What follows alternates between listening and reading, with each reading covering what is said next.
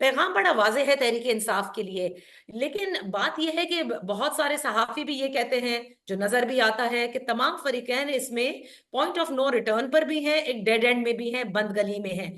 लेकिन जब बार-बार प्रेस कॉन्फ्रेंस में ये कहा जाएगा कि 9 मई पे मौक़िफ़ तब्दील नहीं हुआ, तो इसका मतलब लचक नहीं आ रही। तो क्या समझा जाए फिर? तहरीक इंसाफ के लिए मैसेज क्या है? नादिया, सबसे पहले तो ये बात तो वाज़ेह हो गई है कि तमाम तर जो र्यूमर्स और अफ़वाहें और स्पेकुलेशन थे कि फ़ौज के मुज़ाकरात शुरू हो गए हैं इमरान ख़ान के साथ, वो तो डिस्पेल कर दिया डीजीआईएसपीआर ने। देखिए, डीजीआईएसपीआर बस खुद तो बात नहीं करे ना, वो इदारे की तरफ से बात कर रहे हैं और मुकम्मल तौर पे वो पाकिस्तान आर्मी की जो कलेक्टिव सोच है, लीडरशिप की भी और दीगर सीनियर जनरल्स की, उसके वो नुमाइंदा होते हैं। तो इसलिए सही। आप यूँ ही समझिए कि जनरल आसिम मुनीर या उनके इर्द-गिर्द जो कोर कमांडर्स हैं, वही बोल रहे हैं, बोलने वाला कोई और है। अब आपने देखा कि इससे पहले 3-4 बातें हुईं। पहले कहा गया कि कोई सिविलियन बातचीत कर रहे हैं, इंटरलोक्यूटर्स होंगे, गुफ्तगू का आगाज़ हो गया है, शराइत रख दी गई हैं।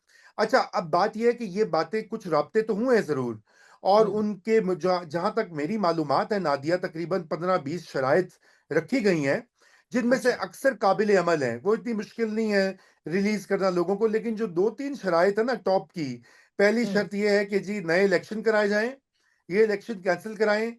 दूसरा ये कि उसमें वो वज़ीर-ए-आज़म बने, और ज़ाहिर बात है ये 2 हो गईं, और फिर तीसरा ये कि 9 मई की माफ़ी माँगे। वो हुँ। जो है यानी ये इदारा फ़ौज माँगे, माँगे। नॉट जी। तो अब ये 3 शराइत जो है नादिया, ये तो इनके ऊपर तो भी नेगोशिएशन नहीं हो सकती। बाकी कोई 10-15 हैं, उनके ऊपर हो जाएगी बात कि रिलीज़ कर दो, मिलिट्री कोर्ट्स का भी पीछे हो जाएँ वगैरह-वगैरह।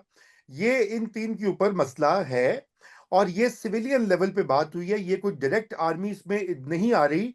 उसकी वजह ये है कि जिस दिन अगर पाकिस्तान आर्मी वाक़ई बैठ गई, तो पहली तो ये बात है, खान साहब की तो यही डिमांड है, और उनकी तो फतह हो गई कि भई जो उन्होंने बात कही है, तो फ़ौज ने अपना एक ब्रिगेडियर या मेजर जनरल या कोर कमांडर बिठा दिया है। अच्छा, अब हुँ, उसमें प्रॉब्लम ये है कि एक तो इदारे की जो भी उनकी अपनी जो एक हज़ीमत तो होगी, लेकिन ये खिलाफ़े आइन भी है। हम जो मर्ज़ी कहते रहें ना, देखिए, बात ये होती है कि अब पाकिस्तान में जब सिविलियन दौर होता है या नीम सिविलियन दौर होता है, तो उसमें भी सिविलियन और इंटरलोक्यूटर्स ही आर्मी के बिहाफ़ के ऊपर मेडल करते हैं। डायरेक्ट तो हुँ, खुद नहीं ना होता कि कोर कमांडर फ़ोन कर दे प्राइम मिनिस्टर को या चीफ ऑफ द आर्मी। वो बाजवा साहब करते थे ऐसी बातें, फिर आपने देखा उनका क्या हाल हुआ है। तो हुँ। बाकी ये बड़े तरीके से की जाती हैं बातें। तो ये इसलिए इस स्टेज के ऊपर कोई डायरेक्ट मुज़ाकरात नहीं होंगे। अलबत्ता मैं ये ज़रूर ऐड कर दूँ नादिया, कि कई रज़ा? तरीका और नहीं है। हुँ, अल्टीमेटली खान साहब से बात करके उनको कहीं न कहीं राम करना पड़ेगा, ठंडा करना पड़ेगा। ये इस वक़्त मुल्क की ज़रूरत है। चाहे मौजूदा आर्मी लीडरशिप को पसंद हो ये बात कि ना हो, चाहे पीडीएम की जमातों को ये बात पसंद आए कि ना आए, लेकिन मुल्क में हालात उस वक़्त तक उस जगह पे नहीं आएँगे जब तक कोई कोई अंडरस्टैंडिंग नहीं होगी तमाम कुव्वतों के दरमियान, जिसमें कि फ़ौज, अदलिया और सियासी क्लास तीनों शामिल हैं। जी, नादिया। रज़ा देखिए जो आपने कहा ना कि ये तहरीक इंसाफ की जानिब से यानी इमरान खान की जानिब से जो बहुत सारे चीजें पेश की गई हैं कि ये कर दें, जिसके अंदर सबसे पहले आपने कहा कि नए इलेक्शन, यानी इस इलेक्शन को कलअदम करार दिया जाए और फिर उनको प्राइम मिनिस्टर बनाया जाए, यानी उनकी डिस्क्वालिफिकेशन जो है वो खत्म की जाए, राइट। और बिल्कुल। तीसरी चीज ये है कि फौज जो है वो अपोलोजाइज करे इमरान खान से May 9 के लिए, जिसको वो या फॉल्स माफ़ी ना फ्लैग माँगे, ऑपरेशन कहते हैं। अच्छा। या लेकिन मैं माफ़ी ये ना जानना माँगे, चाहती माफ़ी हूँ। का मुतालबा ओके। ना करे। अच्छा। हाँ। इनकी जानिब से कभी कोई मुतालबा रखा गया है? क्योंकि माजी में ये सुना था, बड़े मुतालबात इनसे भी कहे गए थे कि ये कर लें, मुल्क से बाहर चले जाएं, जो बहुत सारे लोग नहीं, कोट करते हैं। आई डोंट नो नहीं, कि इसमें क्या सदाकत है। नादिया, एक ही मुतालबा है, और वो हम्म। मुतालबा ये है कि 9 मई की माफ़ी पब्लिक में माँगी जाए, ठीक है? और उसमें रिट्रीट किया जाए, क्योंकि वो फिर सवाल सिर्फ़ जनरल आसिम मुनीर का नहीं आता, वो इदारे का आ जाता है। अब देखिए ना, हमें जो मालूमात हैं हमारी, कि ऑफ़िसर क्लास जो है पहले बहुत ओवरवेलमिंग मेजॉरिटी खान साहब के साथ रही है, क्योंकि ओके। ज़ाहिर बात है उनको भी 15-20 साल में जो पूरी ब्रेन वॉशिंग की गई, यही बताया गया कि एक ही मसीहा है, बाकी सब सब चोर हैं। अब ये 9th मई को जो भी इसकी देखिए ना, तहकीकात तो हुई नहीं है, ज्यादा ना पता तो लगे, लेकिन उससे ऑफिसर क्लास में भी जो कमी आई है सपोर्ट में, क्योंकि ये कोई भी ऑफिसर जो है लेफ्टिनेंट के लेवल से लेकर जनरल के लेवल तक वो नहीं पसंद, वो उसको जस्टिफाई नहीं कर सकता कि कर्नल शेर खान की जो मुजस्मा है उसको वो किया जाए डेसिक्रेट, या शोधा राइट। की यादगारों को किया जाए, या कोर कमांडर के घर को आग लगा दी जाए। देखे ना, मतलब प्रोटेस्ट करना और होता है, वायलेंस और होता है। मगर नादिया, मैं यहाँ पे एक चीज और ऐड करना चाहता हूँ। ये माफी शाफी और ये मुज़ाकरा तो होते रहेंगे, मुझे जो DGISPR की प्रेस कॉन्फ्रेंस में जो काबिले तशवीश बात लगी, वो उनका वो स्टांस था ऑन बलूचिस्तान। मैं जी, समझता बलोच हूँ, यकजहती कमेटी के हवाले से। जी मैं समझता हूँ नादिया के इसमें भी एक मिस कैलकुलेशन जारी है। हम्म। देखिए, जब अकबर बुगटी को कत्ल किया गया, जनरल हम्म। मुशर्रफ के जमाने में 2006 की गालिबन बात थी, तब से अब तक एक नई जनरेशन वजूद में आ चुकी है बलूचिस्तान में, पूरे पाकिस्तान में आ चुकी है। Balochistan is part of Pakistan. Balochistan में भी यूथ का आपने देखा है कि महारंग बलोच जो है, उस यूथ की पढ़े लिखे मिडिल क्लास बलूचिस्तान की नुमाइंदा है। सही। उसके साथ औरतें हैं, यंग लोग हैं। अच्छा, हम्म। वो हथियारों की और आर्म्ड रेजिस्टेंस की बात नहीं करती। इंपॉर्टेंट बात ये, चाहे सख्त जबान इस्तेमाल करती हैं, बिल्कुल करती हैं, गुस्से में हैं, नाराज हैं, अग्रीव्ड हैं, उनके वालिद को, उनके भाई को, उनके मिलने वालों को, आपको पता है क्या हाल होता रहा है बलूचिस्तान में, जो भी और हर जगह जहां इंसर्जेंसीज होती हैं, अनफॉर्चुनेटली इस तरह की मामलात होते हैं। तो इस वक्त वक्त है कि इस्टेब्लिशमेंट को भी चाहिए कि वो ये देखे कि ये एक नई जनरेशन आई है। ये वो रवायती सरदार नहीं है कि मेंगल और मरी और बुकटी, तो किसी को आपने जाके अपीस कर दिया, किसी को मार दिया, किसी को उठा लिया, किसी को पकड़ लिया। ये एक पॉपुलर मूवमेंट है, जैसे कि हमने अभी देखा है बांग्लादेश में, जैसे कि हम्म। हमने देखा है दुनिया के और ममालिक में, मिस्र में देखा, अरब स्प्रिंग में, जी। तुनिजिया में देखा। तो इसको समझना चाहिए, इसके साथ हम्म। इंगेज करना पड़ेगा।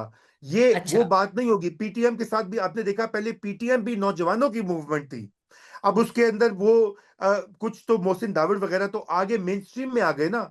और मंजूर पश्तीन भी जो देखिए, वो कभी, मेरा नहीं ख्याल, जहां तक मेरी अंडरस्टैंडिंग है, ठीक है, सख्त तकरीरें वो करते हैं मंजूर पश्तीन भी, वो पाकिस्तान तोड़ने की बात नहीं करते। एक जमाना था कि वो कहते थे जी सिंधु देश बनेगा, पख्तूनिस्तान बनेगा। अब वो कहते हैं हमारा पाकिस्तान का आईना, हमें हक दो, हमारे बंदे हाँ, क्यों उठाते सही। हो, एक्स्ट्रा अच्छा। जुडिशियल किलिंग्स क्यों करते हो। तो ठीक। ये मैं समझता हूं कि ये, मुझे इससे बहुत तशवीश लाक है। और अगर कोई सुन रहा हो इस्टेब्लिशमेंट का, अल्लाह करे कि कोई वो देख ले हमारे इस शो को। वो तो वैसे नहीं देखते, आपको पता है, वो तो शेव करते हुए जनरल बाजवा, ये एक और वी लॉगर को सुना करते थे।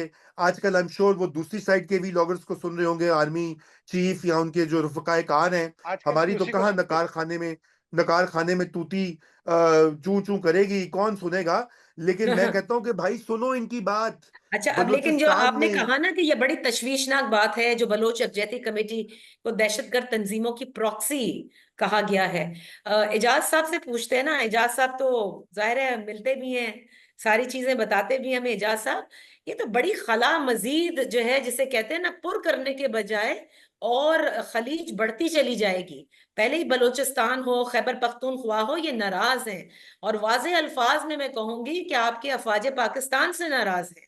कहीं ऑपरेशन के नाम पर वो कहते हैं कि उनके साथ ज्यादतियां हुई, कहीं वो ये कहते हैं कि जो हमसे वादे किए जाते हैं वो पूरे नहीं किए गए हैं। तो अब ऐसे में, जहां पर इतनी बड़ी प्रोटेस्ट हो रही थी गवादर में, फिर उसके बाद वो जैसे कहते हैं कि एक मुआहदा भी हुआ था, लेकिन फिर उसके बाद वो मुआहदा कहते हैं वफा नहीं हुआ। फिर एक प्रेस कॉन्फ्रेंस होती है जिसमें कहा जाता है कि वो दहशतगर्द तंजीमों की प्रॉक्सी हैं। क्या आप देख रहे हैं बलूचिस्तान में? देखिए, ये एक तो बलूचिस्तान की सूरत बदकिस्मती है कि कोई इसको समझने को तैयार नहीं है। लेकिन बलूचिस्तान का जो इशू इस वक्त है, मैं जाती तौर पे ये समझता हूँ कि चाहे वो रजा रूमी जैसे वो दानिशवर हों जो इत्तेदाल की बात करते हैं, या वो दानिशवर हों जो एक साइड की या दूसरी साइड की एक्सट्रीम पर जाकर बात करते हैं। इन सबको बलूचिस्तान की सूरत समझने के लिए कुछ बैकग्राउंड मीटिंग्स करनी चाहिए। मैं पिछले दिनों में हम्म। मैं पिछले दिनों में एक नशिस्त हुई है, उसमें हामिद मीर साहब भी थे, एजाज सैयद भी थे, कुछ और दोस्त भी थे। अच्छा। वो जो हामिद मीर साहब कॉलम लिखते हैं और उनको उन पर फिर बहुत सारी गुफ्तगू होती है ना, वो उनकी मालूमात वहां जाकर हमें पता चला कि हामिद मीर ने तो कुछ पढ़ा हुआ ही नहीं है। सीरियसली, जो तकरीबन 3-4 घंटे की वो नशिस्त थी बलूचिस्तान के हवाले से। और उसमें और आपको पता है कि महारंग बलोच जो हैं वो मैं अब भी इस बात का कायल हूं, और मैंने जहां वो नशिश थी मैंने वहां कहा भी कि अगर महारंग बलोच कराची से या क्वेटा से चलते हुए ये कहती है कि मुझे पाकिस्तान पर एतमाद है और मैं इस्लामाबाद जा रही हूँ वफाक पाकिस्तान से अपने मुतालबात सामने रखने, उसके बावजूद भी कुछ चीजें ऐसी हैं जिन पर महारंग बलोच को खुद भी सोचना चाहिए। मिसाल के तौर पे अभी रजा ने उनके वालिद का तस्करा किया। आपको पता है कि रजा के उनके महारंग बलोच के वालिद ने, वो जो लांगो साहब थे, उन्होंने बलोच लिबरेशन आर्मी की बुनियाद रखी। और पहले उनका भी यही था कि वो जो मिसिंग पर्सन है, लेकिन बाद पता चला कि वो तो वहां पहाड़ों पे पाए गए और लड़ते हुए पाए गए और फिर लड़ते हुए ही मारे गए थे। उनके उसके भाई का भी यही हुआ। फिर बहुत सारे लोग ऐसे हैं जिनको आप मिसिंग पर्सन में डाल देते हैं और उसके बाद पता चलता है कि कोई ईरान में मारा गया और कोई पहाड़ों में मारा गया। प्रॉब्लम ये है कि जो है ना हकीकत, वो सबसे बड़ी कैजुअलिटी है इस सूरत हाल की। अगर अगर कुछ लोग ये समझते हैं कि रियासत पाकिस्तान झूठ बोल रही है और चीजों को गलत अंदाज में पेश कर रही है, तो मैं अपनी मालूमात की बुनियाद पर यह समझता हूं कि दूसरी साइड भी उतना ही इजाज झूठ, भाई, बल्कि शायद उससे थोड़ा इजाज ज्यादा भाई, फैलाती है। इजाज भाई मेरी अर्ज सुन ले जरा। बात यह कि क्या मारंग बलोच ने हथियार उठाए हैं? ये तो अच्छी बात है ना कि अगर उनके मुबैना तौर पे अगर उनके वालिद और उनके भाई जो हैं वो इंसर्जेंट थे, तो मारंग बलोच तो कह रही है आइन और कानून और इंसाफ की बात कर रही है। तो ये तो एक अच्छी पॉजिटिव डेवलपमेंट है, पहली बात। दूसरी बात ये है कि आप मुझे ये बताइए कि पाकिस्तान की इस्टेब्लिशमेंट के भी तो दोहरा मयार है ना। दोहरा मयार ये कि वो लोग उधर उधर शुमाल मगरिब में जो दंगा करके वो सर काटते रहे हैं और अभी वो जाके अफगान तालिबान की पनाह में बैठे हुए हैं, उनको तो आप भाई बनाते रहे हैं। उनको तो सर पे चढ़ा के आपने तालिबान की हुकूमत दे दी, यहाँ पे जश्न मनाया और उनके लिए स्पेशल ट्रीटमेंट है, वाह वाह।